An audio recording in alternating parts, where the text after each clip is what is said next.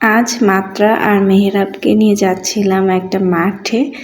তো ভাবলাম ওরা একটু খোলা আকাশের নিচে অনেক বড় স্পেস পাবে একটু খেলাধুলা করতে, সেজন্য ওদেরকে নিয়ে যাওয়া হচ্ছিল।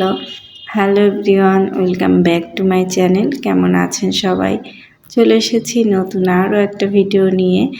আমরা যেহেতু বাড়িতে এসেছি, এজন্য বাড়িতে আসা মানে প্রতিটা দিনই অনেক বেশি সুন্দর যায়। আর কিভাবে যে সময় চলে যায় বুঝতেই পারি না। এখন মাত্রাকে সুন্দরভাবে হাত ধরে নিয়ে যাচ্ছিলাম, কারণ রাস্তায় বের হলে ওকে কোনোভাবে কন্ট্রোল করা যায় না। ও ছোটাছুটি করতে অনেক বেশি পছন্দ করে, এই জন্য দৌড় দেয় কোথায়, সেই ভয়ে আর কি ওকে হাত ধরে রেখেছি যেন কোথাও দৌড়ে চলে যেতে না পারে। আর আমরা বোনেরাই এসেছিলাম, আমি, আমার আপু আর আমার একটা কাজিন, আর আমাদের দুইটা বাচ্চা এসেছিল। আমাদের বাড়ি থেকে স্কুলে এটা বেশি দূরে না, আমরা এখানে চলে এসেছি। আমরা এসেছিলাম একটু মাঠে যাব এই জন্য, আর বাচ্চারা স্কুলে এখানে একটু খেলাধুলা করবে এই জন্যই আসা হয়েছিল। স্কুলের এই মাঠে এসে মনে হলো যাই একটু সামনে, আর এইখানে একটা বড়ইয়ের বাগান ছিল, ভাবলাম সেইখানেও যাই, দেখি কয়েকটা বড়ই তোলা যায় কিনা। তারপর আমরা ওখানে যেতেই দেখি ভেতরের লোকজন ছিল, মানে আমরাই আর কি ডেকে ওনাদেরকে এনেছিলাম। আর এই যে আমরা মাঠের মধ্যে দিয়ে হেঁটে যাচ্ছিলাম, পরিবেশটা এত সুন্দর লাগছিল। শহর জীবনে কিন্তু এই সুন্দর পরিবেশগুলো উপভোগ করা যায় না, আর এখনকার বাচ্চারা তো এগুলো উপভোগই করতে পারে না।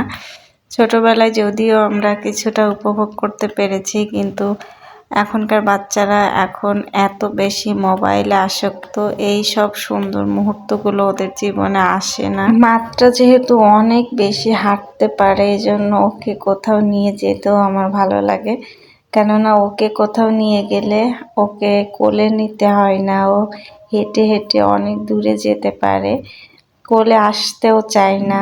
গল্প করতে করতে কিন্তু আমরা আমাদের কাঙ্ক্ষিত লক্ষ্যে পৌঁছে গিয়েছি।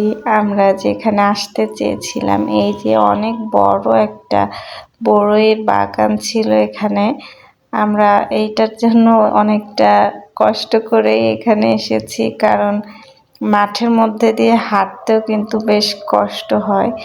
অবশেষে কিন্তু আমরা এখন ফিরে যাচ্ছিলাম, এর মধ্যে আমার স্যান্ডেলটা ছিঁড়ে গিয়েছে, তারপরও ভালোই লাগছিল। মাঠের ভেতরে যে জায়গাগুলা দিয়ে আমরা হাঁটি, এগুলা কিন্তু সমান্তরাল থাকে না, মানে উঁচু নিচু থাকে, এই জন্য হাঁটতে গিয়ে হঠাৎ করে আমার স্যান্ডেলটা ছিঁড়ে গিয়েছিল।